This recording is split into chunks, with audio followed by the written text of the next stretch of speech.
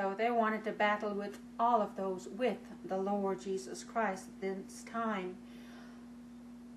This would include all of those who are already gathered together with him in the air, plus those people who are alive from the Judean or Israeli background who believe what God says.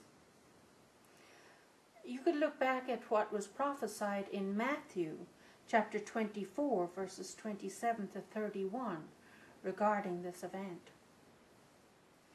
And what was the result of this war that we're looking at? And the wild animal was apprehended, caught or seized. And in company and association with the wild animal was the lying prophet, the false prophet, the one who promotes himself as a religious leader. This is the second wild animal that we had looked at previously in Revelation chapter 13 verses 11 to 14 and chapter 16 verse 13. Emphatically and specifically, the lying prophet which had done the signs, he had performed signals showing authenticity. But in this context, there were false signs or signals in the sight and presence of the first wild animal. Within the cause and sphere of action of both of these wild animals, they actively caused to wander, they made to err, they led astray the people who had received or taken the character mark of the wild animal. We saw that in Revelation chapter 13, verses 16 to 18. And the people who are worshipping its image. That's idolatry. And we saw that previously. Revelation chapter 13, verses 14 to 16. The two of these wild animals living were thrown. So they were cast alive into the lake of the fire of the burning in sulfur. So the lake of the fire was produced by its contents being burned in a sulfur. It had an odor, as lightning striker, burning stone, brimstone. This lake of the fire, of the burning in sulfur, was going to cause their destruction. It's the unquenchable fire which will burn all those against God. We saw that previously in Revelation chapter 17 and verse 8. And the remaining people, the rest of the people who are fighting in this battle against the Lord Jesus Christ and those with him, were killed in or by the sword of the one sitting down on the horse. Emphatically and specifically, the sword having come out of his mouth. And we read that in verse 15.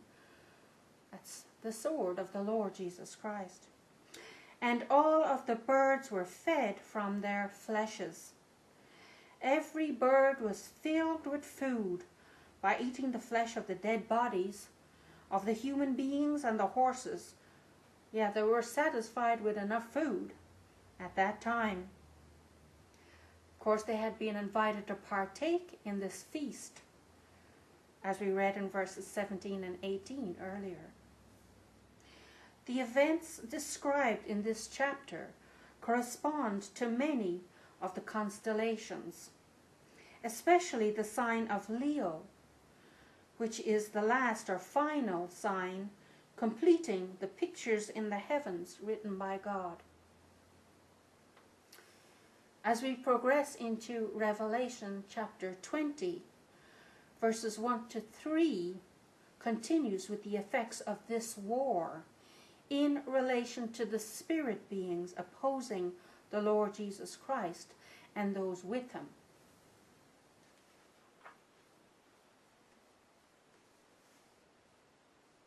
So let's continue in verse 1 of chapter 20. John writes, and I saw, I perceived. He's continuing to receive revelation.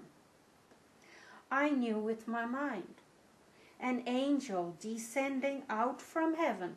So the angel is coming out, descending downwards from the sky above, having or holding the key, the instrument which is necessary to be able to bind or to loosen. Let's see what this key is for. So he is having the key of the abyss, that place which does not have a bottom to it. It's very far away. It is not observed by man. And we saw that previously in Revelation chapter 9, verses 1 and 2, regarding the fifth angel blowing his trumpet, who has this key. So John says, "And I saw descending out from heaven an angel having the key of the abyss, and a large chain on his hand.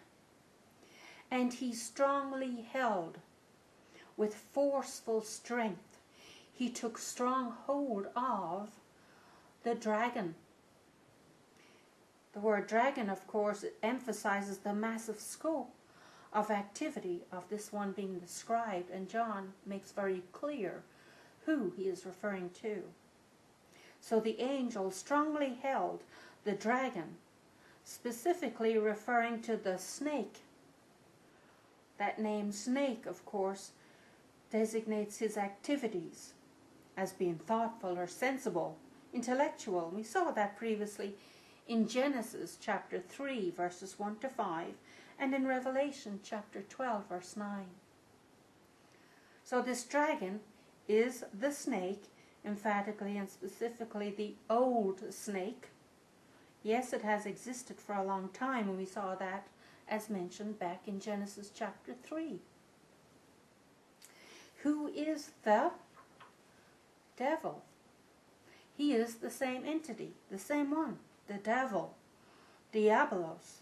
He is the one who accuses, like stabbing a person from outside, inside, and out the other side, attempting to totally disconnect people from God, so that there is no connection between God and mankind. The devil and Satan.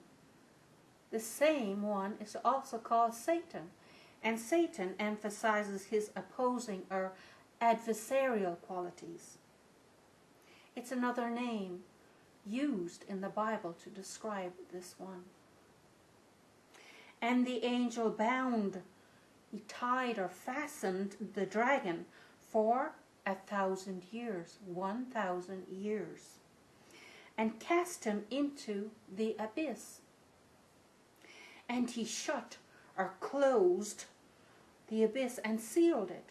He sealed it, fastened it. He put the mark of authentication on it, as sealing a letter, so that nobody can open until the right one would come along and open the seal. Here the angel bound the dragon for 1,000 years and cast him into the abyss, and he shut and sealed the abyss over him, trapping him inside, for the purpose and result that the dragon would not yet, or he would not still, cause the nations to wander.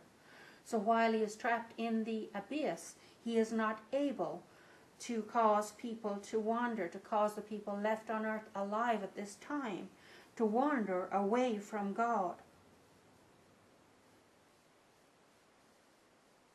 For the whole duration of time, up to the point of when the 1,000 years would be completed, when it would be brought to its completion. And after these 1,000 years, what happens? It is necessary. It's binding for what? For the dragon to be loosened, to be unbound, unfastened, untied, released. For how long? For a small amount of chronological time. So the dragon will be bound in the abyss for 1,000 years, after which time he will be released for another short period of time. When the dragon, the devil, the snake, Satan, is thrown into the abyss and bound for 1,000 years, all of the devil's spirits, the demons in his army, will be bound there with him.